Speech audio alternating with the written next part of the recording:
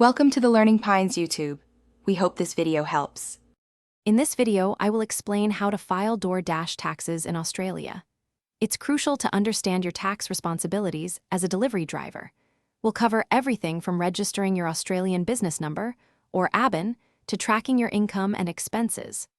This guide will help you navigate the process smoothly, ensuring you meet all requirements set by the Australian Taxation Office. Let's get started on making your tax journey straightforward and compliant. Tracking your income and expenses is fundamental for accurate tax reporting. Make sure to record every dollar earned from Doordash, including all delivery fees and any tips you receive. On the flip side, many expenses are deductible. Think about fuel, vehicle servicing, insurance, and even a portion of your phone bill.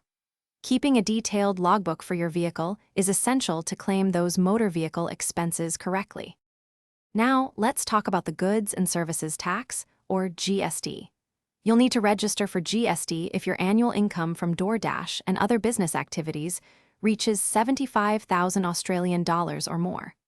Once registered, you'll charge GST on your delivery services and then report and pay this to the Australian Taxation Office. This can be done either quarterly or annually, depending on your reporting cycle. Finally, it's time to file your annual income tax return. You'll need to lodge this with the Australian Taxation Office by the specified due date. This is where you'll use your ABN to report all your Doordash income and claim those eligible deductions we discussed. If you find the process daunting, don't hesitate to use accounting software or consult a registered tax agent. They can provide invaluable support to ensure everything is correct. Thanks for watching. Consider subscribing if we helped you.